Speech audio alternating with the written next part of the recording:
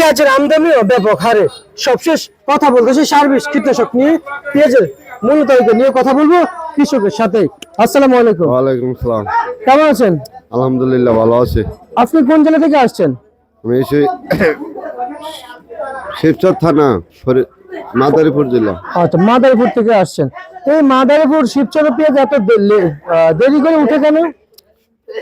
দেরি করে উঠছে হলো কিছু জমি খসে ছিল, ওটি যারা লাগানো হয়েছে সেজন্য দেরি করে উঠছে। আচ্ছা, আমি যে আপনাদের কাছে সার বিষের দামটা জানতে চাই যে কি অবস্থা আপনাদের সার বিষের বাজার।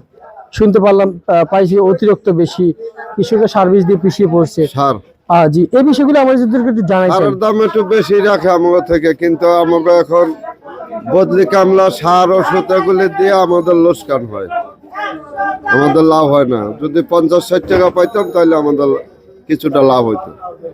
আচ্ছা আচ্ছা আচ্ছা, বুঝতে পারছি। আপনাদের আচ্ছা, আপনি দেখেন কৃষক,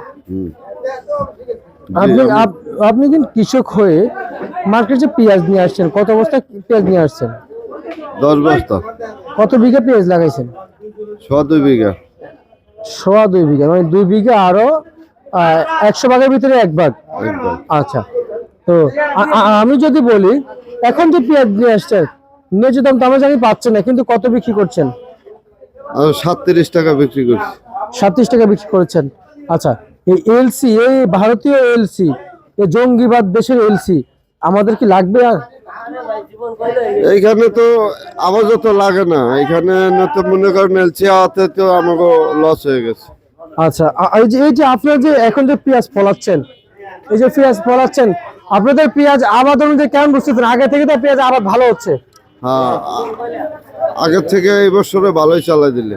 আচ্ছা, এইভাবে যদি আপনারা চলতে পারেন তাহলে কি আপনাদের ভারতীয় এলসি পেঁয়াজ বাংলাদেশে লাগবে? এইভাবে হইলে তো লাগে না, আশা করি আল্লাহর রহমতে না লাগবে না। আচ্ছা আচ্ছা আচ্ছা, বুঝতে পারছি। আর আমি একটু জানতে চাই আসলে বর্তমান আমাদের দেশে পেঁয়াজের বাজার সর্বোচ্চ কত হলে ভালো হয়? এই 60, 65, 55 এরকম হলে আমাদের গৃহস্থ কিছুটা লাভবান হতে পারে।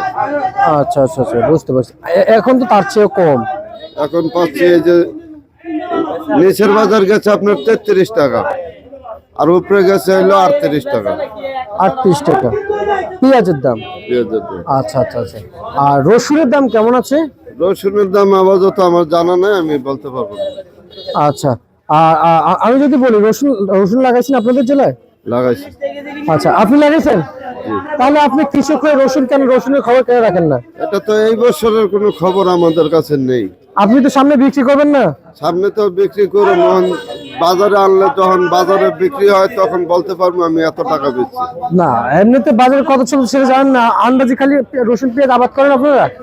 না, ওই সময় তো আমরা কিনে লাগাইছি 4000 টাকা, 3500 টাকা মন কিনে লাগাইছি। এখন পেঁয়াজ রসুন উঠলে আমরা বলতে পারবো কত বিক্রি হয়। তারা এই যে এগুলোকে আপনারা আবাদ করেন নাই না? এগুলো ভারত থেকে আসছে। এদিকে আমরা আবাদ করছি, কিন্তু আবাদ করছেন কেন, খবর রাখেন নাই কেন? রসুন তো আপনাদের নিজের প্রতি মানে যে নিজের ভক্তি তো আপনার নিজেরাই নয়। বর্তমানে পুরান রসুন আছে 50 টাকা, 45 টাকা এরকম আছে। আপনি এতক্ষণ বলতে পারলেন না কেন? না, আমি বলছি নতুন পেঁয়াজ রসুনের কথা। না, নতুন রসুন তো এখনো আসেই নাই। না, আমি নতুনটার কথাই বলছি। আচ্ছা, নতুন রসুন এই যে আসতে কতদিন লাগবে? আরো 1.5 মাস। 1.5 মাস? আচ্ছা, বুঝতে পারছি। ঠিক আছে, আপনাকে অসংখ্য ধন্যবাদ। এই ছিল আজকে সর্বশেষ ভারতীয় লিগে ঢাকা থেকে, প্রিয় দর্শক।